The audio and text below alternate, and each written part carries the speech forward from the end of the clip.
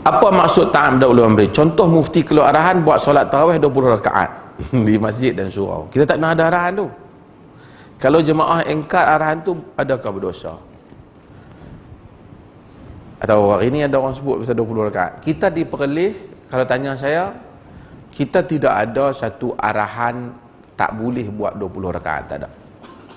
Siapa nak buat, dia boleh buat.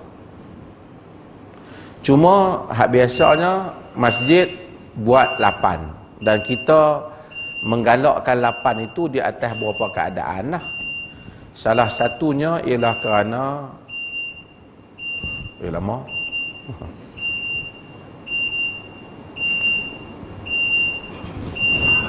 berapa lama ni? Biar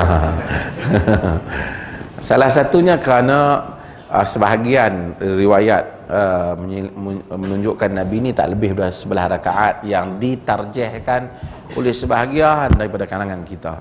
Tapi itu juga tidak menghalang untuk orang buat 20. Kerana semayang malam ni salatul lail masna masna. Semayang malam ni dua-dua. Apabila kita bimbang masuk subuh, Nabi suruh witir. Jadi boleh. Cumanya kita buat 8 tu disebabkan kerana kita tak mau gelojoh, supaya buat dengan tenang dan elok. Tapi kalaulah ada masjid tu imam buat 20 dan dia baca elok dan makmum pun no complain, dia ikut, tidak menjadi masalah. Tidak menjadi masalah. Ia tidak melanggar apa-apa arahan dalam hal ini. Kerana kita tak, kerana benda ni luas dalam agama. Ulama-ulama khilaf bincang berapa, sampai ada yang sebut 30 lebih, tidak menjadi masalah. Jadi kalau nak buat 8 pun tak apa, nak buat 20, semua jangan duk pergi berkelahi 8 ke 20. Tapi kalau tu imam dah putus nak buat 8, kita makmum 8 lah. Duk gaduh tu imam aku nak 20. 20 cari masjid yang 20 lah. Pasal tu imam dia mentakbir bagi masjid tu. Dia takbir bagi masjid tu. Lepas tu main habang pejabat mufti depa buat 20. Salah? Tak salah. Tidak salah. Buat 20 itu tidak salah. Cuma buat elok-elok. Cuma perlukah sallallahu alaihi tak perlu. Semayang macam mana Nabi semayang dengan para sahabat. Semayang macam sahabat. Semayang lah. Tarawih maksudnya dia rehat, dia bukan duduk gopoh, tak dan bagi salam, bangkit dah.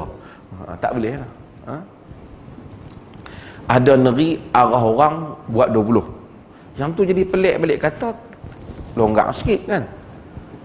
Orang ni, kalau kita ni macam-macam. Tak tahulah sebahagian negeri ni. Ada orang tertentu, besar tertentu, arah mesti 20. Kalaulah dia arah supaya dia semayang 5 waktu, kan lagi bagus. Ni semenda sunat saja. Ada orang bukan, dia pegang kepada 8. Kerana Ummu Salamah riwayat bahawasanya Nabi ni tak pernah lebih, sama ada pada Ramadan ataupun luar daripada Ramadan, lebih daripada 11 rakaat ataupun 13 rakaat. Jadi ada kalangan ulama yang pegang hal itu. Bahkan mereka melihat, mentarjihkan apa yang Omar suruh kepada Ubay bin Ka'ab untuk jadi imam itu sebenarnya 11. Dan riwayat yang 20 tu dianggap oleh mereka syaz. Kerana masalah periwayatan Yazid bin Khasifah dalam masalah itu. Rawi ni dianggap bila dia bertentangan dengan rawi yang lebih kuat, dia tidak diterima. Bukan rawi itu tak terima, riwayat tu dianggap lemah. Okey, tak apa. Ada orang buat 20, tak apa lah. Tapi nak arah orang buat 8, bangkit buat 20. Sedangkan yang subuh pun kita tak pergi sampai 100, orang dah buat 8. Kadang-kadang dia balik pada kerja, 8 je dia boleh lah. Ini 8 tak boleh pula kena 20. Kalau buat 8, tu ada satu yang nak berdebat dengan saya lari tu. Dia kata kalau tak buat 8 tak jadi. Allahu Akbar. Sampai macam tu kita. Orang buat alhamdulillah.